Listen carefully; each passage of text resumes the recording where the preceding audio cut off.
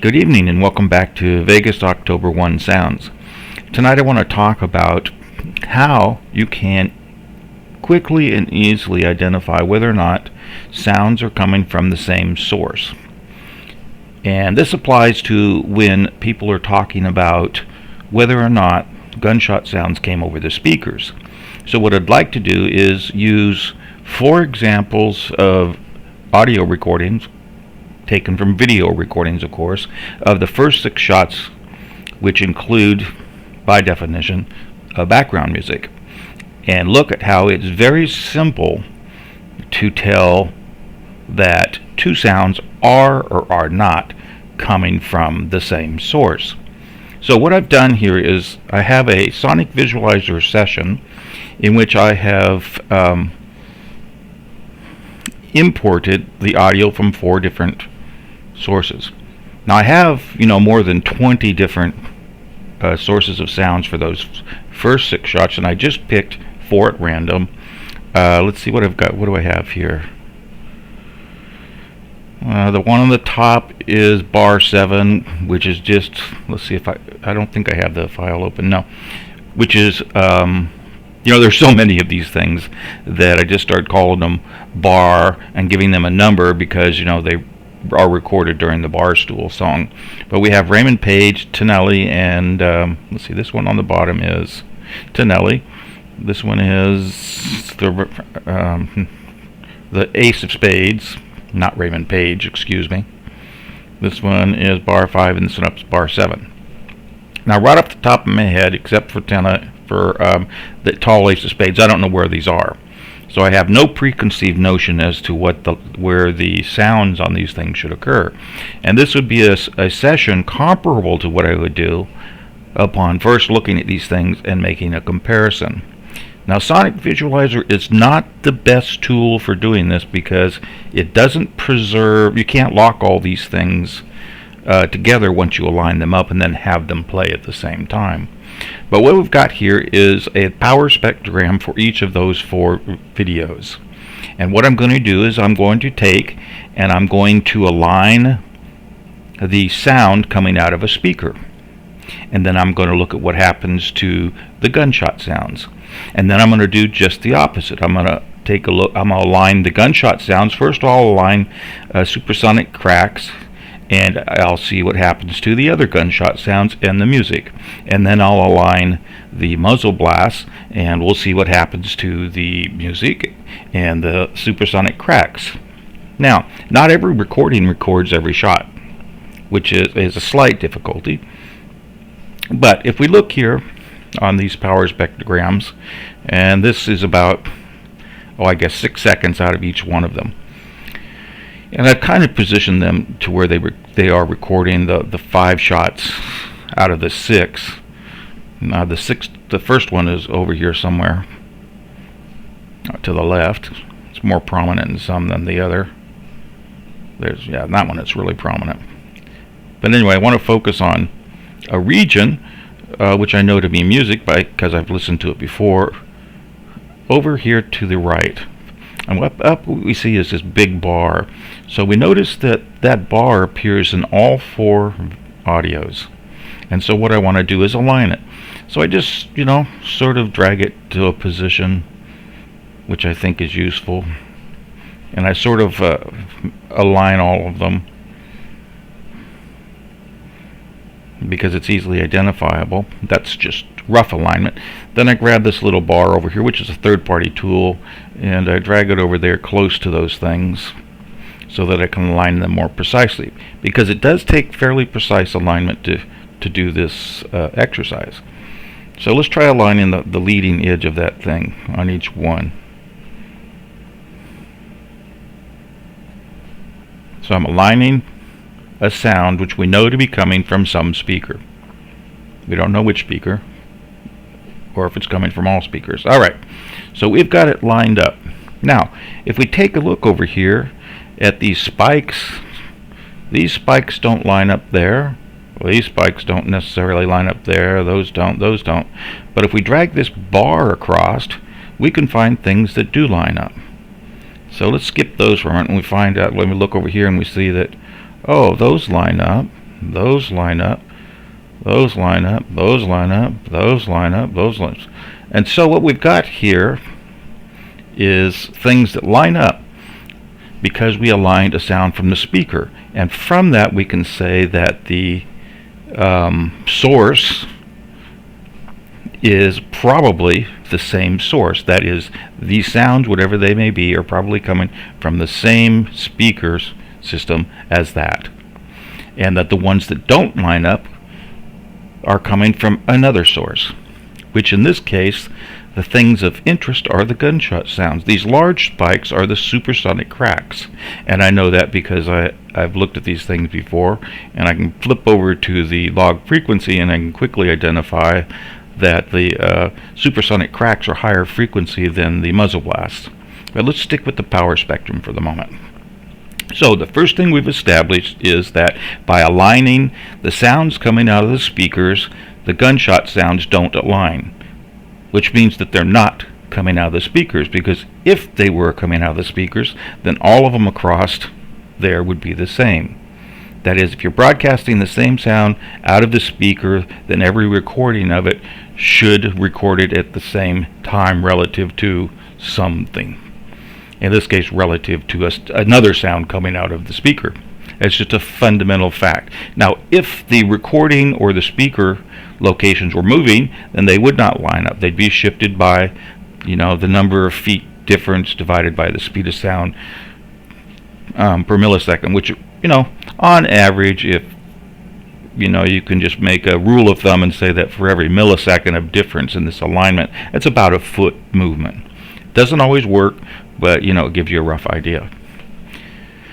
So we've aligned the speaker sounds and found that the gunshot sounds are not coming out of the speakers. And you can use this technique across all videos for all sounds. Now, it doesn't work too well for supersonic cracks because, as we know, the supersonic crack that is recorded at any recorder is not the same supersonic crack that's recorded at another recording location, even though it may be the same round. And that's just a fundamental fact of the physics of a gunshot acoustic. So if we were to align up the supersonic cracks, and based upon that statement, we would expect them not to align. Let's see what happens.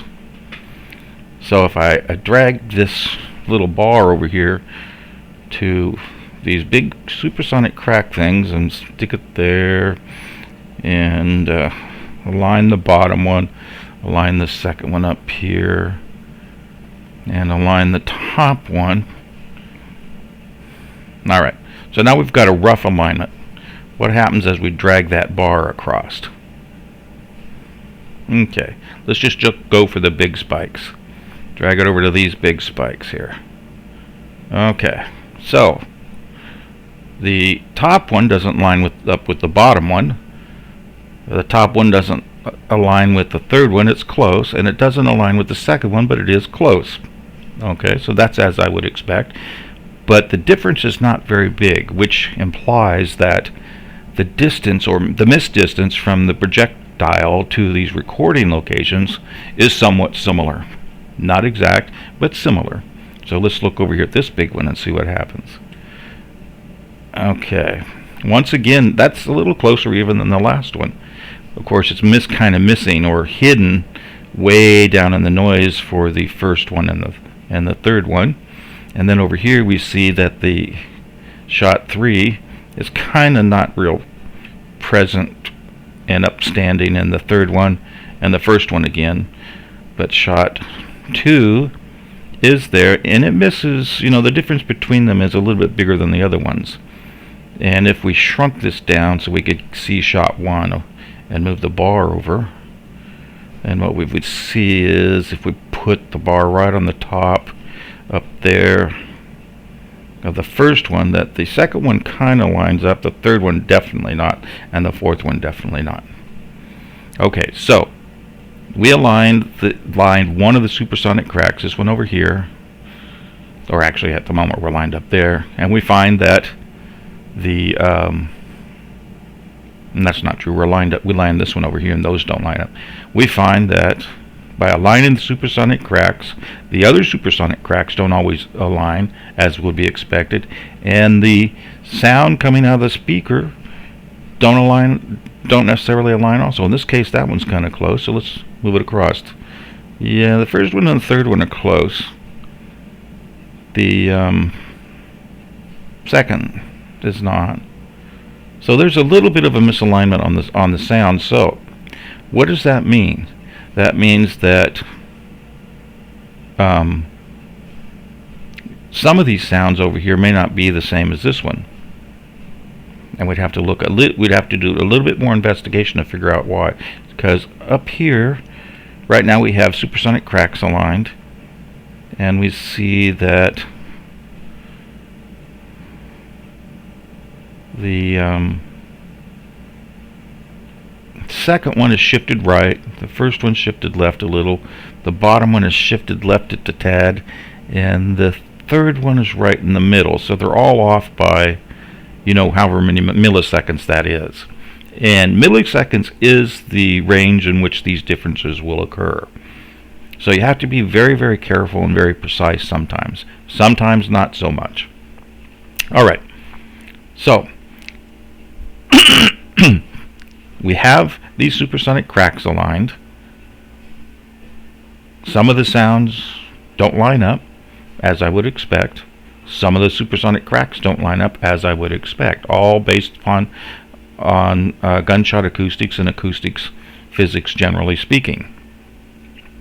And these first 6 shots are a reasonable example, but they're not the best, because this time scale of 8 seconds, that's a lot of milliseconds. What I'd really like to do right now is do this, expand out, and then when we put our bar over, the differences become a little bit more pronounced. Right, so in this case we've lined up the first supersonic crack, and then we come along and we'll look at this second one here, and you see that the top 3 are kind of good, but the bottom one isn't. Here, not, the ones that are there don't align. Here, they definitely don't align. The second pane and the fourth pane are way different. Here, a little bit better than the third shot. And as you can see from shot to shot, the alignment changes. Which for the let's do muzzle blast. Okay, where are the muzzle blasts? Well, these little peaks are the muzzle blasts. And the power spectrogram isn't always the best tool or best view. So I'm going to switch over to a log frequency plot, where the frequency, supersonic cracks have higher frequency, therefore they appear higher up in any pane. So these shots that are lower, right here for example, are the muzzle blasts. So if we line up the muzzle blasts, and to get them rough lined up first,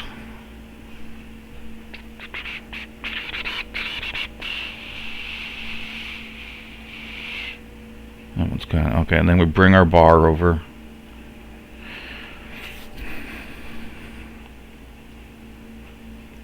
And now we can do a more precise alignment. Okay, I think that's close enough for the work we want to do.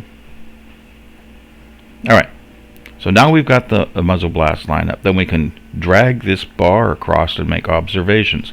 Well, let's move it to the right and look at those supersonic cracks that are right there. They don't line up either, do they?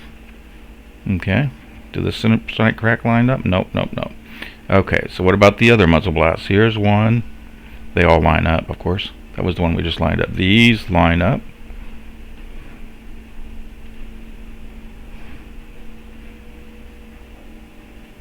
Those two line up.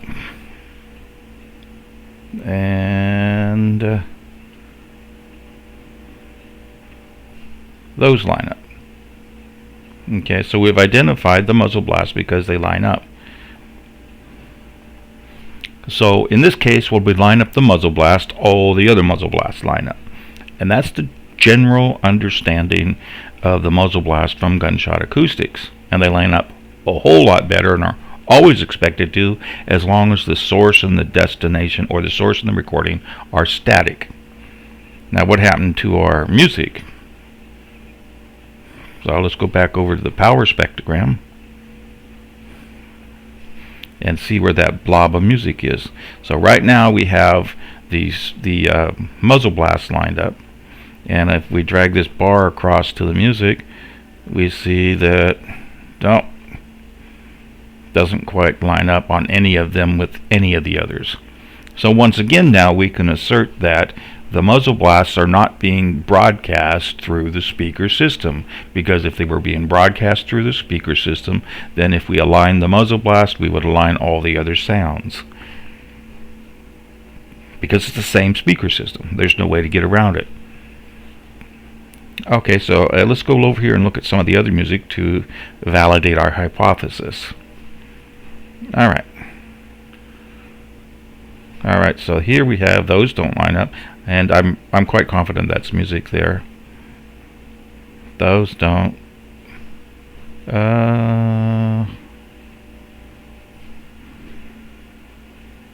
Those don't. So essentially, then what we have is another channel here, more than one speaker system. Oh, wait a minute. I'm sorry, that's completely wrong. They don't line up because right now I have the muzzle blast line up. So none of the sounds should line up. So we haven't identified another channel. We've identified the fact that the gunshots are not being broadcast over the speakers, what we've identified. Sorry about that confusion. So if we go back to lining up the audio sounds from the speakers,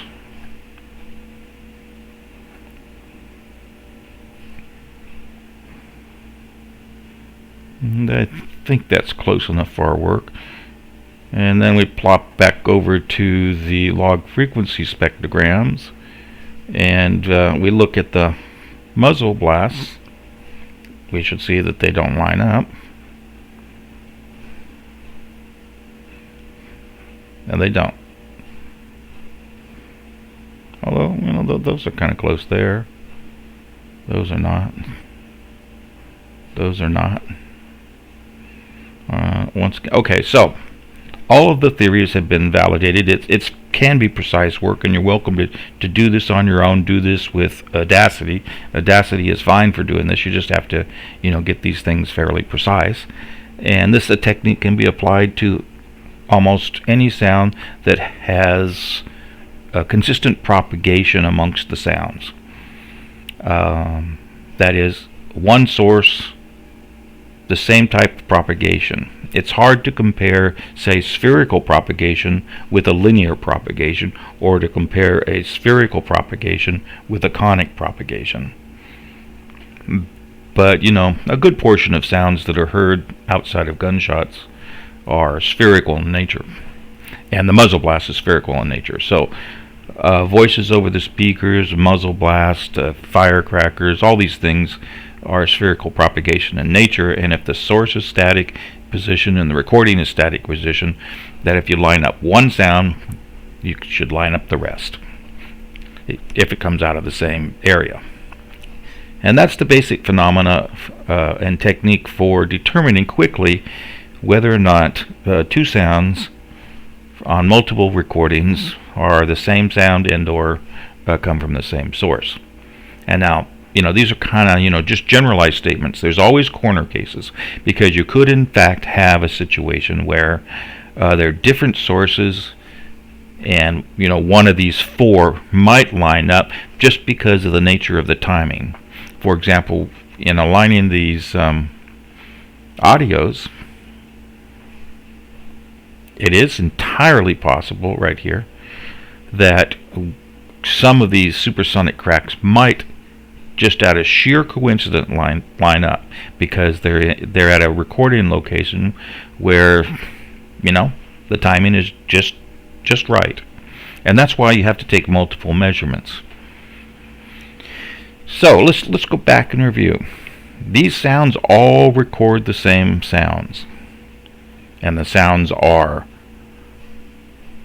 acoustic from the speaker system, Many of these are percussive sounds from drum cymbals or something else, and vocals are not so good to line up because they don't have too much up and down percussive to them, and that's why the drums and these other things which appear as lines going up and down, which we call percussive sounds, and they look much, as you can see, these look very, very similar on these spectrograms to gunshot sounds. When you listen to them, you can tell the distinction, and if you blow these things way up, you can also tell that they're different. So we have the music and the vocals and the percussive sounds all coming from the speakers. We have these big spikes here in this area, which are the gunshot sounds. We have these big spikes over here, which are percussive instruments, and that is on the left there, that is a gunshot supersonic crack. The big ones are the supersonic cracks, and these little spikes are the muzzle blasts. On the log frequency plots, the supersonic cracks are the ones that dominate the upper frequency range of this plot. The muzzle blasts are the ones that are kind of lower, and that's how you separate them out. If you were to expand them out, you'd find that the width of the supersonic crack is about 3 times the width of the width of the muzzle blast is about 3 times the width of the supersonic crack. But you can clearly see the difference in that the muzzle blast, this one and this one here, are lower in frequency at the lower end, and they overlap a little bit, but what the heck, it's still enough you can tell the difference. Whereas when you go over to the power plot, it's a little bit harder to see them because given the lower amount of energy in the muzzle blast at these recording locations. Now in some videos, the muzzle blast is going to be loud, and it's going to be a bigger spike than, well, not really bigger spike, but a more prominent spike. It'll be, as we turn the gain up on these things, they turn orange. There, and in situations where you're closer to the muzzle of the gun, these spikes are going to be much, much brighter than these very, which, they may be brighter than the supersonic crack if you're a far distance away. But anyway, and then we align one, and lo and behold, we can find out which sounds are also aligned and therefore coming from the same source, which sounds aren't aligned and therefore are coming from a different source. And this can also be used to separate out whether or not there's a shooter on the ground. If you have a shooter on the ground and you have a shooter that's elevated, the paths to the recording instruments are different, and because of that, when you align the muzzle blast for the shooter on the ground, the muzzle blast for the elevated position aren't going to align. It's a very simple, it's a very quick, it's very reliable. There's not many things to go wrong. There's no calculations. It's a very powerful technique, and it can be applied across many different types of sound. Now, the shockwave or supersonic cracks, as we call them, that's a whole different story.